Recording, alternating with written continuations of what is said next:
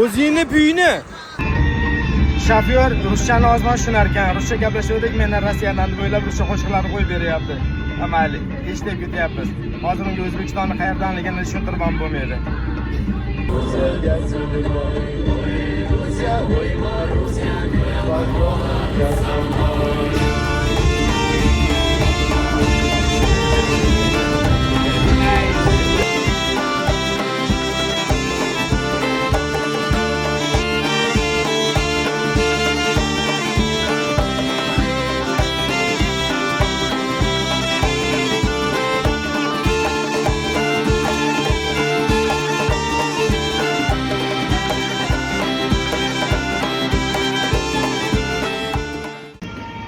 Nairobi shahridagi supermarketlarga kirdik. Bir narx-navolar agar sizlarga qiziq bo'lsa, ko'rsatib o'tib ketamiz. Qayerda nimasi bor. Kirishda archa, da уже yangi yil yaqin. Archa. Archa, jon archa. Yaproqlaringni necha? Salkam 1 million ekan. Mana shu archamiz bor. Mana bunisi. U orqadagi kattarog'i Yo, kattaroq emas ekan, ana polkaning ustida turibdi ekan, bir xil ekan, xullas. Suvli apparatni ko'rdim, lekin sutligini hali ko'rmagan ekanmiz. Ajoyib sut. Bu sigir отдел ekanda, o'sha sut tushgan apparat. Mana hammasi sut mahsulotlari, yogurtlar, qaymoq, hammasi sigir bo'limi. Sigir haykalni qo'yib qo'yibdi katta qilib. Mana bu yogurtlar. Xo'p, necha raqam bo'lsa o'shani 100 ga ko'paytiraverasiz. Mana 4900 so'm ekan. 5000 so'mda. Nimalarda 200 ming, 300 ming edi-ku yogurtlar. O'shaning uchun icholmay qoldim. Mana u 10000 so'm ekan. Bu yerda o'sha Djibutida qolib ketgan normani yetkazib olishim kerak, bajarib olishim kerak. Olamiz buni. Yogurt qulupnaylik 3800 so'mdan ekan yosh bolalar sutlari. 10 litr ekan mana. 10 litrligi 29000 so'm. Bulari 52 dan kattaroq. Bu haliginga qo'yiladigan, menimcha apparatga qo'yiladigan. Apparatga 18 litrligi 52000 so'm mana. 1 litrli suvlar 6000 so'mdan, 6000 so'm mana 1 litrli suvlar. 1 litr 6000 so'm. Ya'ni 60 shilling 100 ga ko'paytirsa 6000 bo'ladi. 100 ga ko'paytirsa o'zimizni so'mga nisbati kelib chiqadi. Bu kichkinalari mana 2900 so'm, 3000 so'm har xil. Bu yerda esa har xil. Bular sodalar, mana bu yerda ichimliklar. Ichimliklar ham unchalik qimmat emas, 8000 so'm. Deyarli O'zbekiston bilan bir xil ekan. Mana 11000 so'mliga bor ekan, bitta sal qimmatroq ekan. Qo'ygani atak O'zbekiston bilan bir xil. O'zbekistonda ko'p tarqalgan Fanta ko'lari 7000 so'mdan. Mana 05 Fantalar. 1 litrlilari 13000 so'm. Va mana 2 litrlik 15900 so'm, 16000 so'm ekanda. Fantani turidan bor ekan mana.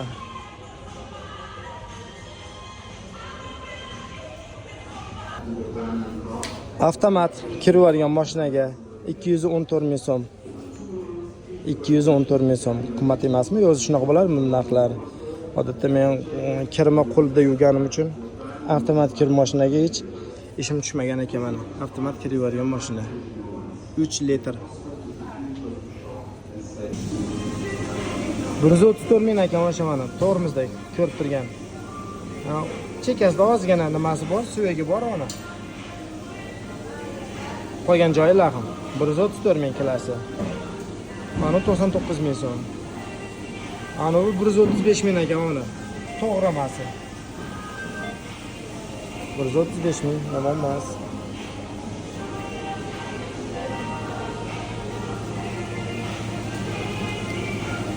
Mana bu xaparog'i 62 ming ekan bir kilosi. Mana 89 ming yog'lik go'sht ekan.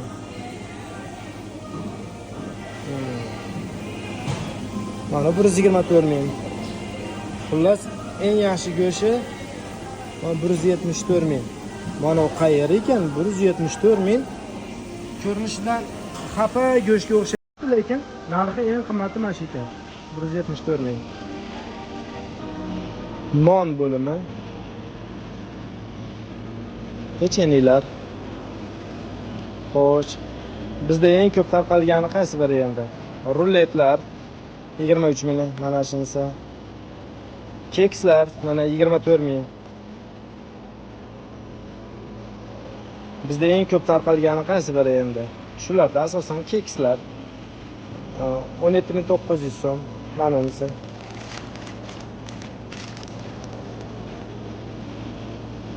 Xo'sh. Bu yoqqa pishiriqlar. 9,5 ming so'm ekan mana bu. Keksmi, pirog. 19.500 so'mga mana shu sarig'ini oldik. Bitta. Mehmonxonaga borib yeyman.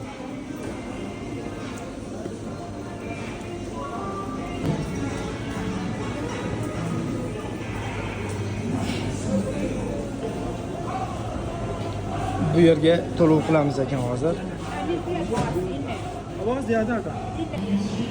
Mevalar ananas 9.900 so'm, deyarli 10 ming so'mda donasi, har bir donasi. 10 ming so'mdan arzon lekin. Bananlar. Xo'sh. Mayda banan 19.900, 20 mingda. Mayda banan bizda O'zbekistonda lekin sal qimmatroq. Bu yerda arzonroq ekan. Sifatli bo'ladi-da. Shuni hammasini olib qo'ya qolaman. Narxi 20 ming so'm kilosi, bu yarim kilo ekan, uni 515 gram 10 ming so'm bo'pti. Faqatgina shu Afrika davlatlarida ko'ryapman-da, Torvizda mashina qilib so'yib sotishadi hammasi. Bu esa tabiiy soklar. Tabiiy soklar, mango. Uning narxi 25 ming so'm, mana 24.900 so'm. Tabiiy bular hammasi. Lekin meva olsangiz o'sha mevasiga yetmaydi. Mana shu tayyor suyulgan torozlar narxi 9.900 so'mdan, ya'ni 10 ming so'mdan hammasi. Ichlari po'k ekanda. Mayli, bittasini tanlaymiz. Shunisi ozgina ko'zga yaxshiroq ko'rinyapti. Ichlari po'k ekan uni. Svejiy emas. Mana shu to'rtdan bir qismi ham 10 ming so'm ekan. 10 ming so'mga uni olsangiz ham bo'ladi, buni olsangiz ham bo'ladi. Ikkalasi ham 10 ming so'm, bu ham 10 ming so'm. Biz shunisini ola qoldik. Lekin bu solishtirsa bunisi kattaroqqa o'xshar ekan, narxi bir xil. Bu yerda esa butun tarvuzlar 8,5 ming so'mdan kilosi. 1 kilosi 8,5 ming so'm. Va endi ko'plab mevalar, nomini ham notanish, O'zbekistonga notanish bo'lgan mevalar ko'pchiligi. Bu yerda esa tayyor to'g'ralgan sabzavotlar. Shunday olasida to'g'ri ovqatga qo'shib yuborasiz borib. Biz endi mashinamiz yo'q, ovqat qilmaymiz, shuning uchun mana shuni yevasak ham katta gap.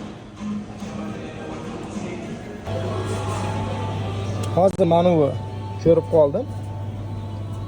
29.930 ming so'm. Bizda O'zbekistonda qimmat lekin bular. Ammo yagitkalarni qaranglar. 17.900, 18 ming so'm. Bu ham O'zbekistonda ancha qimmat. Bu yerda arzon ekan. Tak, qulupnaylar 30 ming so'mdan 29.900.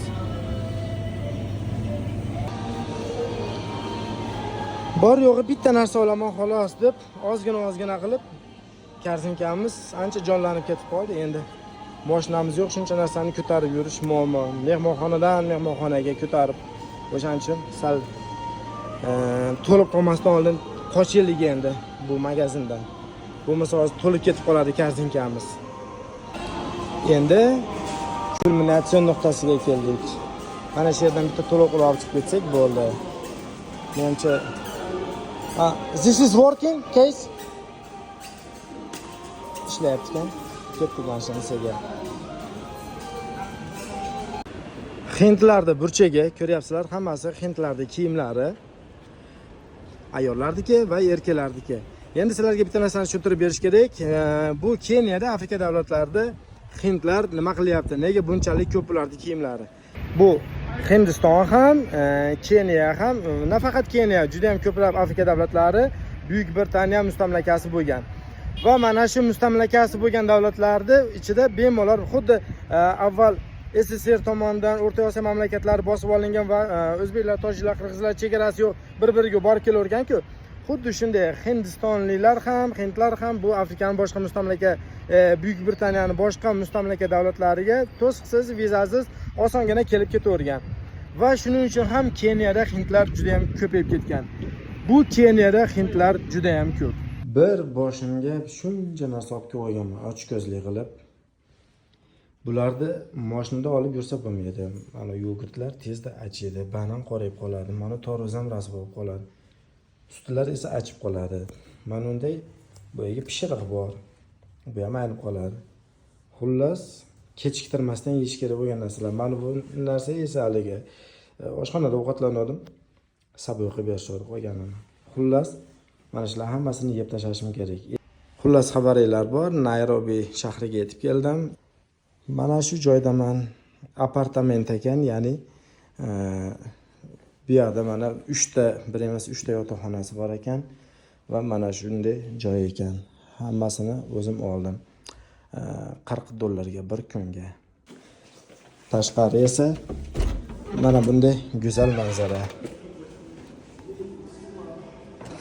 Mana shunday manzara tashqari.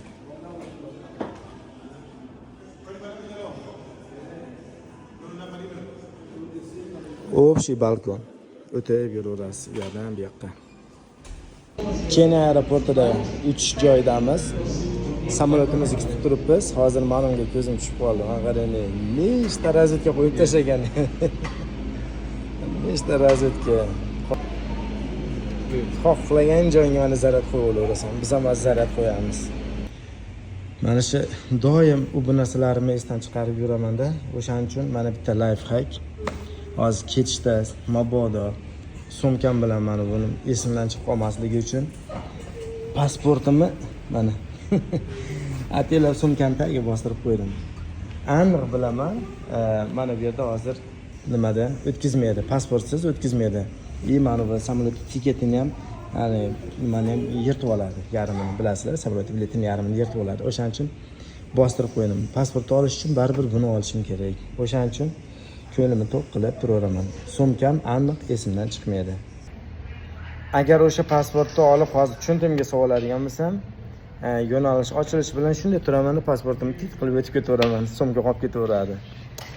Bu shlyapalarni esa ko'tarib yurishga erindim. Ikkalasini kiyib ola qoldim. Yarashibdimi? Samolyotimizni kutib o'tiribmiz. Mana unda kichkina bananchalardan olib kelib olganman. Reysimizni kutib o'tirgan vaqtda nima desa bo'ladi?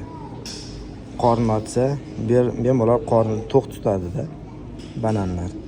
Qo'shimcha narsalar olib yurish shart emas. Ovqat, non, choy, suv olib yurish shart emas. Bitta bananda o'zi yetar. Ichi suvli bo'lgani uchun suvda ham unini bosib ketaveradi.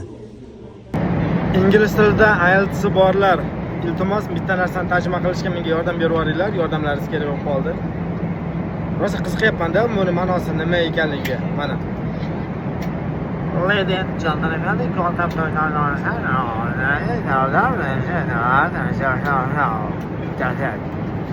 ana mana shuni tarjimasini nima degani? Rosa ham qiziqaman, qancha samolyotga uchaman, hech ham bilmayman-da shuni ma'nosini. Bu o'zbekchada aytilsa ham baribir ham tushunmayman. O ana jaluzi yopildi. Oqshaylar, oliy tabaqalilar tomonidan jaluzisi yopildi. Menimcha bizga o'xshagan past tabaqalilarni Anunisi baqir chaqir ularni g'ashiga tegyapti menimcha. Jaluzini yopib qo'yishdi.